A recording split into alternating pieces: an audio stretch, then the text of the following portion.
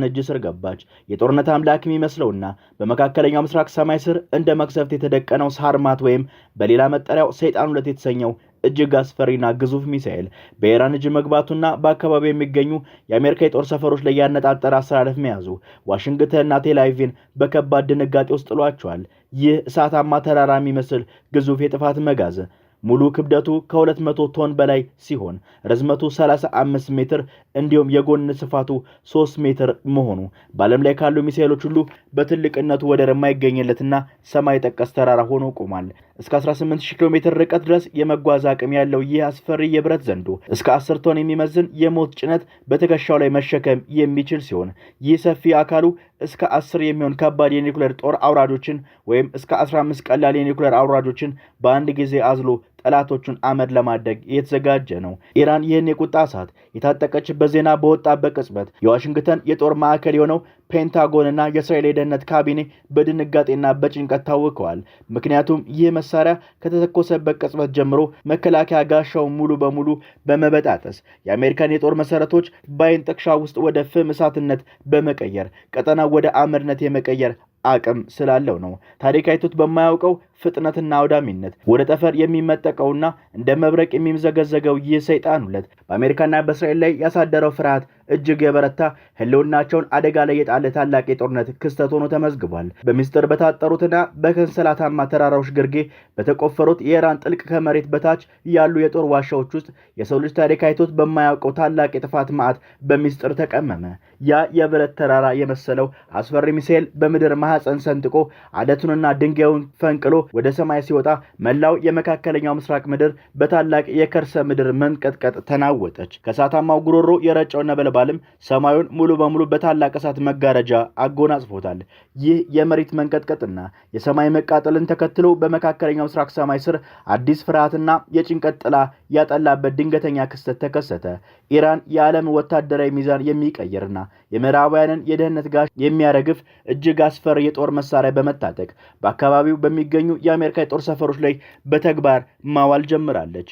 ሚሳኤሉ የሰማይን ድንበር ጥሶ ከባቢ አየርን ሰንጥቆ ከወጣ በኋላ በውስጡ የያዛቸው ጦር አውራጆች በተለያዩ አቅጣጫ ወደሚገኙ የተለያዩ ከተሞች ወይም ወታደራዊ ካምፖች በተናጠል በመምዘግዘግ ጠላትን እንደ ሳትራት ማራገፍ የሚችል ነው። አንድ ሚሳኤል ብቻ ሙሉ ሀገርን ወይም ትልቅ ክፍለ ሀገርን ፈጽሞ አመድ የማድረግና ከምድረገጽ የማጥፋት አቅም አለው የሚባለው የዚህ አስደናቂ ባህሪ ምክንያት ነው። ከተራ የጦር አውራጆች በተጨማሪ አቬሬጅ የተባሉ የሃይፐርሶኒክ ተንሸራታች ተሽከርካሪ መሸከም የሚችል ሲሆን እነዚህ ተሽከርካሪዎች የድምጽ ፍጥነት በ20 እጥፍ የተምዘገዘጉ አቅጣጫውን በየቅጽበቱ የመቀየር መለኮታዊ የሚመስል ብቃት ስላላቸው ማንኛውም ዘመናዊ የአየር መከላከያ ሚሳኤል ሊመታቸው ቀርቶ ሊከተላቸው እንኳን የሚቻለው አይደለም። ይህ አስፈሪ መሳሪያ የጉዞ ርቀት እስከ 18 ኪሎ ሜትር ርቀት የሚምዘገዘግ በመሆኑ ከተተኮሰበት ቦታ ተነስቶ ማንኛውንም የዓለም ጫፍ የመድረስና የማውደም አቅም አለው። ኢራን በይፋ የታጠቀችውና የምትጠቀምበት ይህ አዲስ መሳሪያ የቴክኖሎጂ አቻ የማይገኝለት የዓመታት አቅሙ ፍጹም የሆነና የጠላትን የአየር መከላከያ ስርዓት ሙሉ በሙሉ መጋዘን የሚያደርግ በመሆኑ ዋሽንግተንና አጋሮቿ መላቀጥ አሳጥቷቸዋል። በተለይም ባለፉት ዓመታት አሜሪካ በመካከለኛ ምስራቅ የገነባቻቸው ዘመናዊ የራዳርና የጸረ ሚሳኤል መከላከያ ጋሻዎች መሳሪያውን ሲተኮስ ለማየትም ሆነ አቅጣጫውን ለመገመት ባለመቻላቸው የፔንታጎን ወታደራዊ ስትራቴጂስቶች በከፍተኛ ድንጋጤ ውስጥ ወድቀዋል።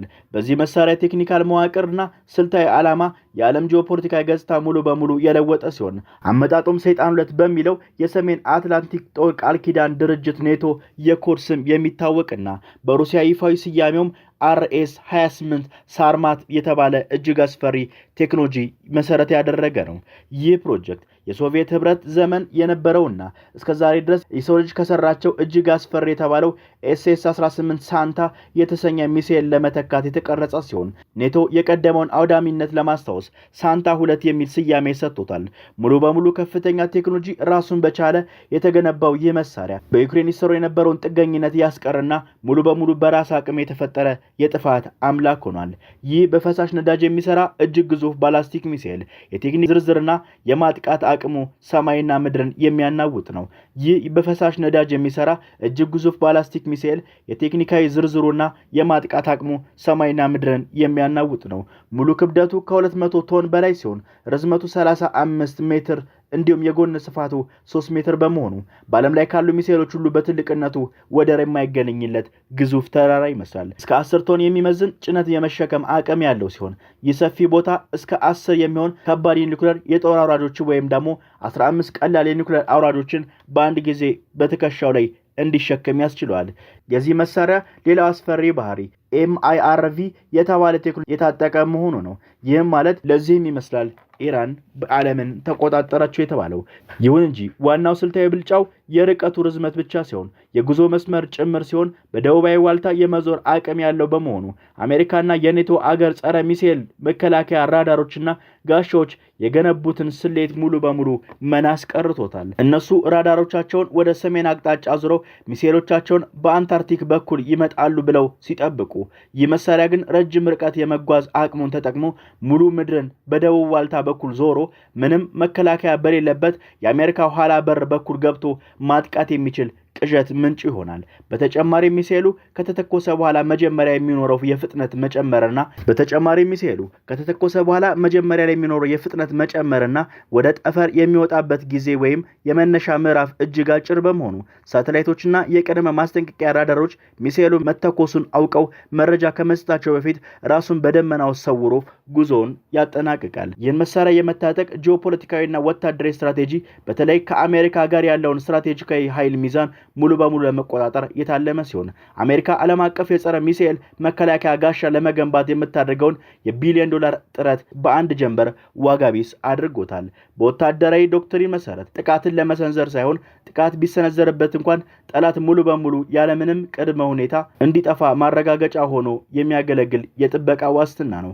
በአሁኑ ወቅት ይህ መሳሪያ በዓለም አቀፍ ውጥረት ወቅት በተደጋጋሚ ለፕሮፓጋንዳ ለማስፈራሪያ ስልታዊ ጥቅም ላይ እየዋለ ቢገኝም የሚገኝ ሲሆን የወቅቱ ቴክኖሎጂ የመጨረሻ ጥፋት ደረጃ ተደርጎ የሚወሰድ የጠላትን የአየር መከላከያ መስመር እንደ ሸረሪት ድር እየበጣጠሰ በመግባት በአንድ ጊዜ በርካታ ግዙፍ ከተሞችን የጦር ሰፈሮችን አመድ ማድረግ የሚችል ቁልፍ ስልታዊ መሳሪያ ሆኖ ዓለምን እያስጨነቀ ይገኛል። ታማው ጉሮሮ የረጨው ነበልባልም ሰማዩን ሙሉ በሙሉ በታላቅ እሳት መጋረጃ አጎናጽፎታል። ይህ የመሬት መንቀጥቀጥና የሰማይ መቃጠልን ተከትሎ በመካከለኛው ምስራቅ ሰማይ ስር አዲስ ፍርሃትና የጭንቀት ጥላ ያጠላበት ድንገተኛ ክስተት ተከሰተ። ኢራን የዓለም ወታደራዊ ሚዛን የሚቀይርና የምዕራባውያንን የደህንነት ጋሻ የሚያረግፍ እጅግ አስፈሪ የጦር መሳሪያ በመታጠቅ በአካባቢው በሚገኙ የአሜሪካ የጦር ሰፈሮች ላይ በተግባር ማዋል ጀምራለች። ሚሳኤሉ የሰማይን ድንበር ጥሶ ከባቢ አየርን ሰንጥቆ ከወጣ በኋላ በውስጡ የያዛቸው ጦር አውራጆች በተለያዩ አቅጣጫ ወደሚገኙ የተለያዩ ከተሞች ወይም ወታደራዊ ካምፖች በተናጠል በመምዘግዘግ ጠላትን እንደ ሳትራት ማራገፍ የሚችል ነው። አንድ ሚሳኤል ብቻ ሙሉ ሀገርን ወይም ትልቅ ክፍለ ሀገርን ፈጽሞ አመድ የማድረግና ከምድረ ገጽ የማጥፋት አቅም